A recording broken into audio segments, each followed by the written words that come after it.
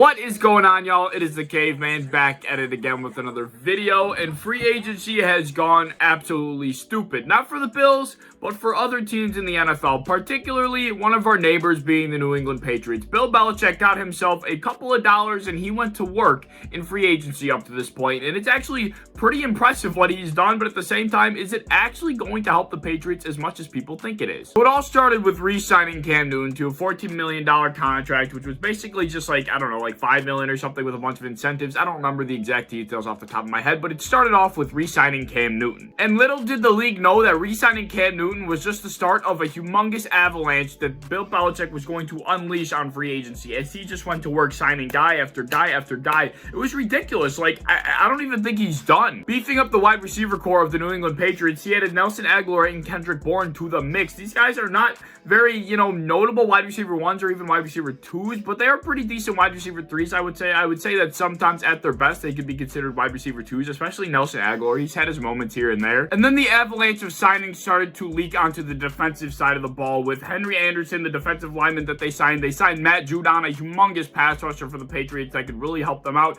They also signed Jalen Mills and Justin Bethel in the secondary, so they went to work on the defensive side of the ball. But the two humongous splashes that came out of nowhere that I was not expecting at all was Bill Belichick to go out and sign two of the top free agent tight ends in the NFL currently. That was Hunter Henry and Jonnu Smith, and he paid them some pretty big dollars over there. They got a lot of freaking money from the Patriots. So as if Jonnu Smith, when they first signed him, wasn't a surprise in the first place, they went out and got Hunter Henry as well. That was just mind-blowing, especially for the amount of money that they paid. Out of nowhere, the Patriots came out and just swiped the two top tight end free agents off the board. Literally gone as if they weren't even there. They just took them and left. Took them and ran. That is literally what Bill Belichick did. People are saying that the Patriots want to get back to the 12 personnel that they used to run in the early 2010s with Rob Gronkowski and Aaron Hernandez, that dominant tight end duos that they used to have, and that is the idea in signing Jonnu Smith and Hunter Henry. They're trying to get back to that 12 personnel, one running back, pound it down your throat, play action here and there. They're trying to get back to that kind of system, and whether or not Cam Newton can replicate the success that Tom Brady had in that system is another story, but that seems to be the direction they're heading. They also traded for an offensive tackle in Trent Brown from the Las Vegas Raiders as well, so they're beefing up the offensive line even after losing Joe Thuney, so they're still trying to make a couple moves over there. The Patriots are doing a lot of shit right now, and people are wondering, are they going to be a team to be feared again in 2021? Are we going to actually just forget about what happened in 2020, and they're going to be a whole new team, a whole different kind of force to be reckoned with in 2021? Is that what the Patriots are going to be next year? And I mean, who knows? By the time this video goes up, there might be another signing or two that goes down that I won't even be able to cover because the video will be already out. I don't know. My initial reaction about the Patriots bringing all these new guys in is that it's going to be hard to kind of mesh everybody together in the first place. I understand they have a full offseason. It won't be, COVID restricted like it was last year.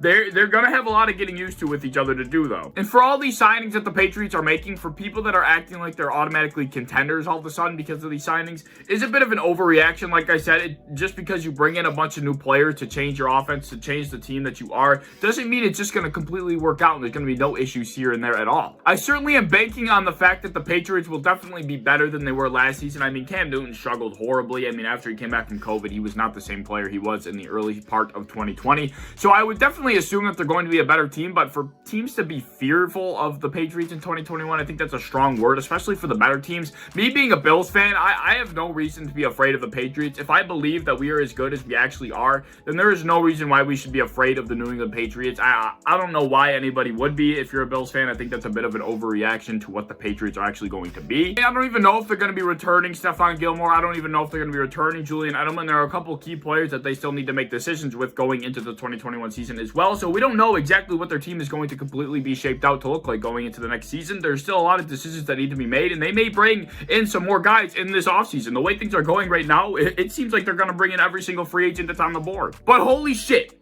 I saw CBS Sports post the most absurd, stupid-ass Twitter post I have ever seen on God's green earth. I wanted to punch my phone. The second I saw this, I'm like, who the hell hires these people? Here you go, check this shit out. Check it out. I'll put it up on the screen. CBS Sports, are you freaking serious? They make a couple free agency signings and all of a sudden you're considering them contenders against the Tampa Bay Buccaneers.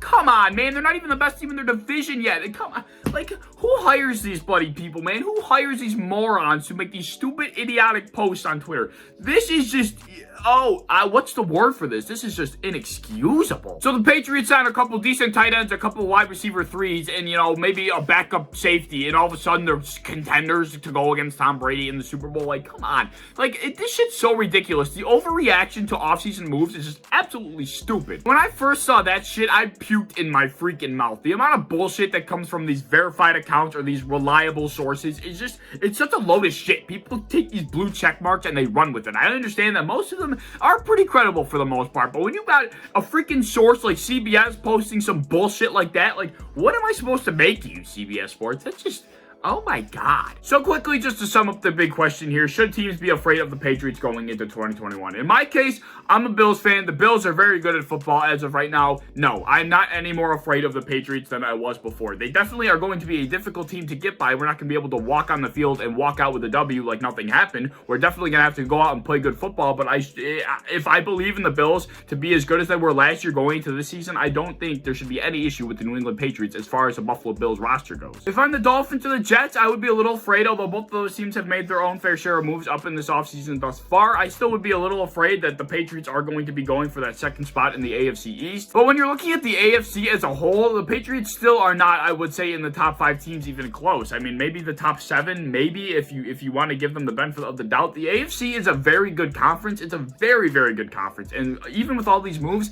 they are still going to have a lot of fighting to do to be considered one of the better teams in the entire conference. So yeah, I don't think people should be over-exaggerating or overreacting to these moves that the Patriots are making. It's interesting to see. It's very exciting, especially, I'm sure, if you're a Patriots fan, if you like all these moves, I'm sure it's extremely exciting, but I'm not going to sit here and be, like, scared of that. Like, I'm really not. They're making their moves. They're doing what they got to do to win. Bill Belichick's like, I'm going to be out of here in a couple of years. I'm making my final splash, and this is his attempt to do so. But all these moves, it doesn't mean that the rest of the NFL, especially Bills fans, need to be put on watch. Like, that's a little extreme. It's a little ridiculous. I'm not going to go to that extreme and act like they're going to be some God squad going into 2021. But anyway, I want to know what you think of all the signings the Patriots have been making. I want to know if you're afraid of them, whether you're a Bills fan, a 49ers fan, a Dolphins fan, whatever fan you are of whatever team. I want to know what you think of the moves the Patriots are making. If you enjoyed the video, please like, subscribe, do all that fun stuff. If you want to hit the bell to be notified when I upload, I would appreciate that. If you want to go over to Twitter, follow me over there as well. I would appreciate that. But I hope you enjoyed the video, and I hope to see you in the next one. Peace.